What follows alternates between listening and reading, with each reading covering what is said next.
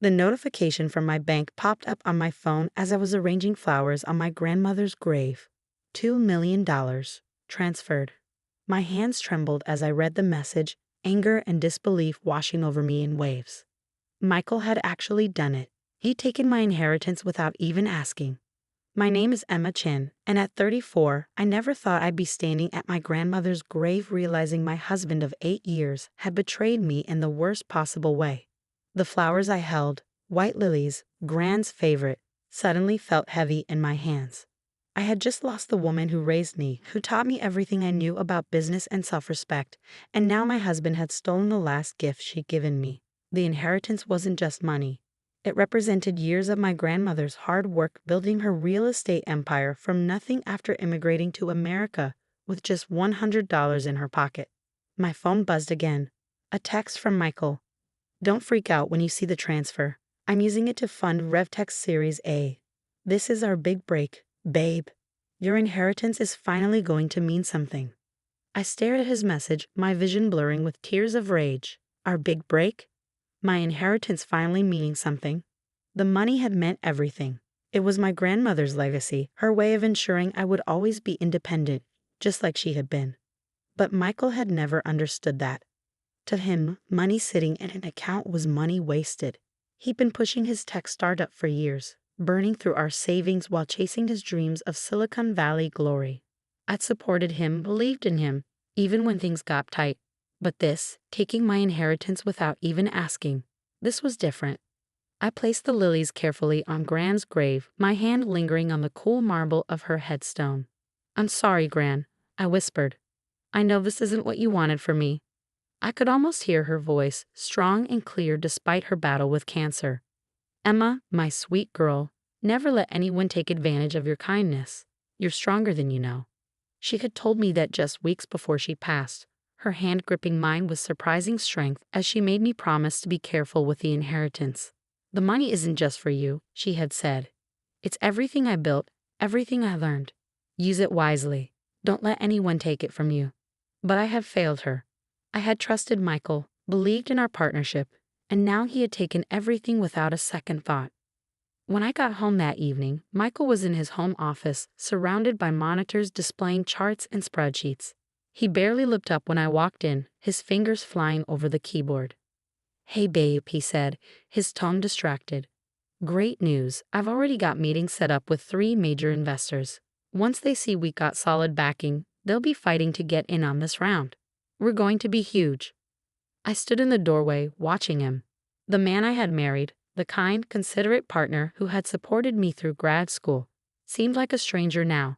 In his place was someone consumed by ambition, someone who could justify taking my inheritance because he thought he knew better than me.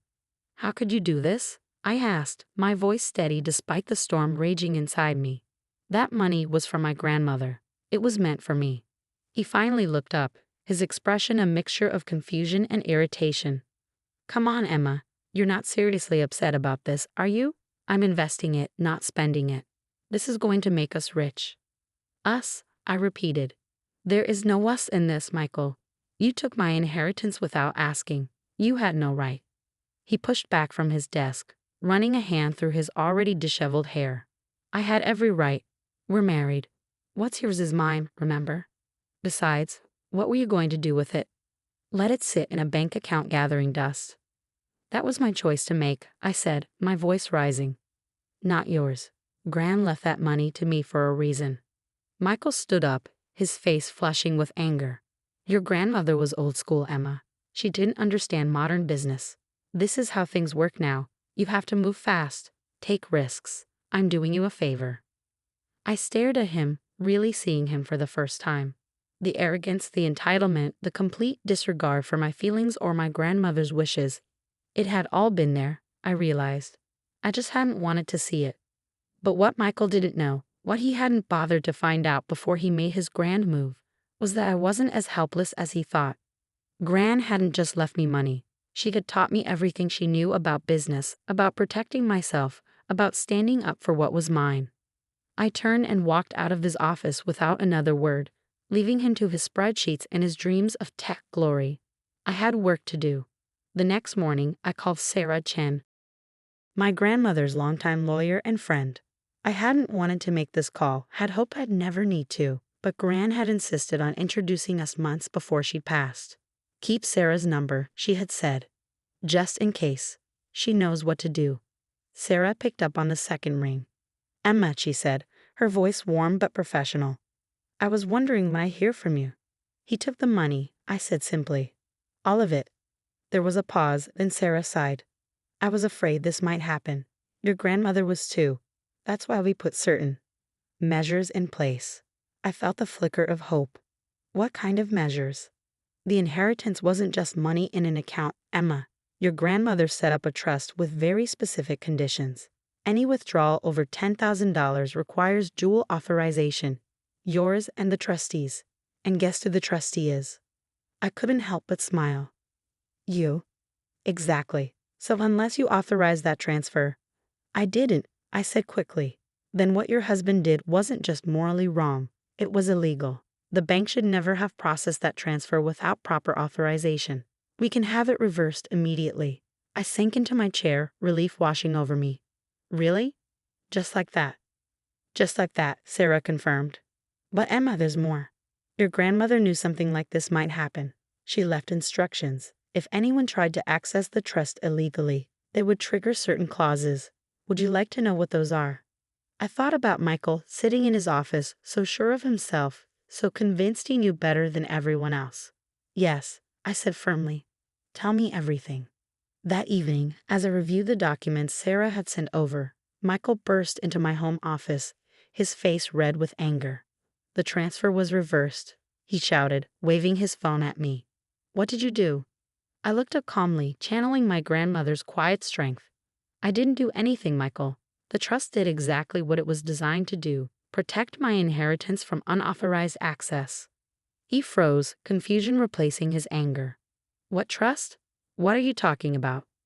The trust my grandmother set up, I explained, my voice steady. Did you really think she'd just leave $2 million in a regular bank account? Gran was smarter than that. She built an empire from nothing. She knew how to protect what was hers. Michael's face paled as the implications sank in. But we're married. I had every right to. No, I cut him off. You didn't. And by attempting to access the trust without authorization, you've triggered some interesting clauses that Gran put in place. Clauses? His voice cracked slightly. What clauses? I stood up, gathering the papers Sarah had sent. Well, for starters, your attempted theft has been reported to the bank's fraud department. They're launching an investigation into RevTech's finances.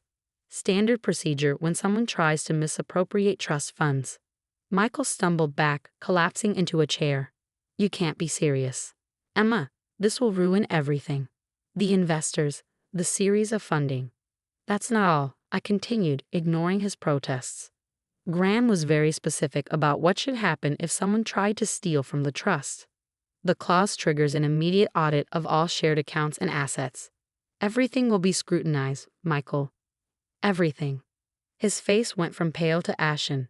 I knew why. The creative accounting he'd been doing with our joint accounts, the money he'd borrowed from my personal savings for his startup, it would all come to light.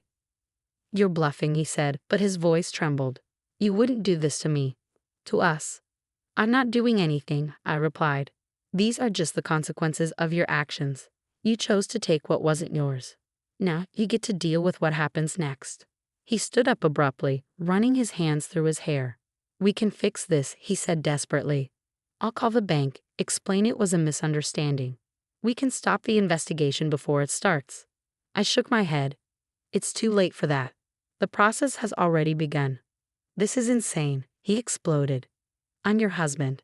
I was trying to help us build a future together. Your grandmother would have understood that.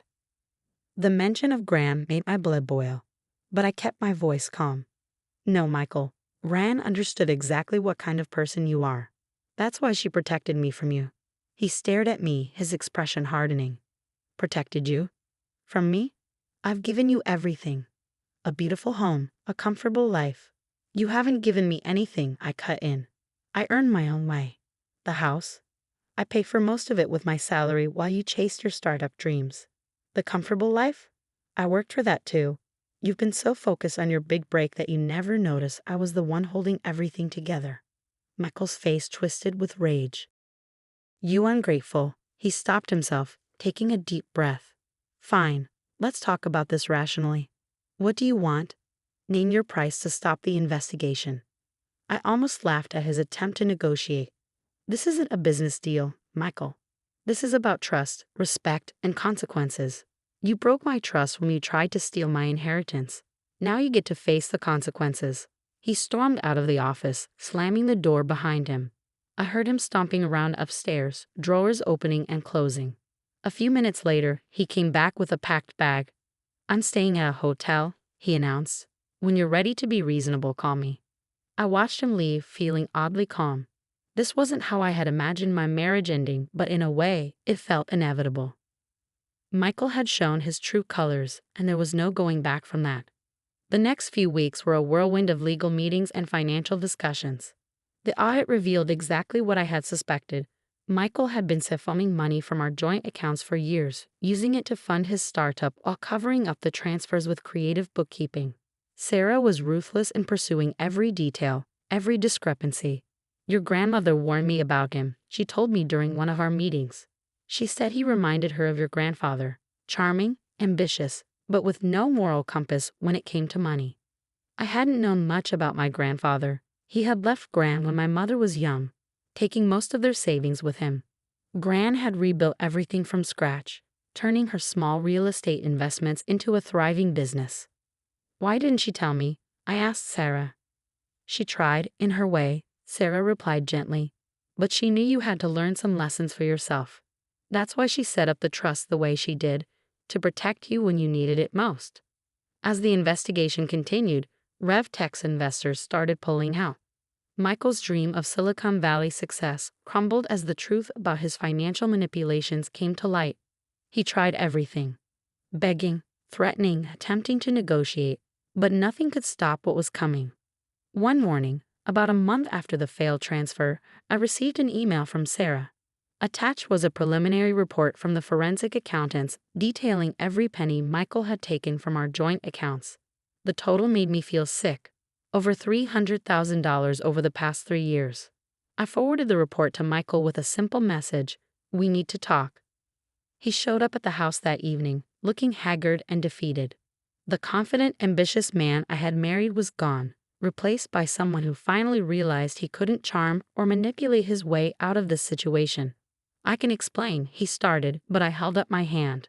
No need, I said. The numbers speak for themselves. Here's what's going to happen. You're going to sign the divorce papers Sarah has prepared.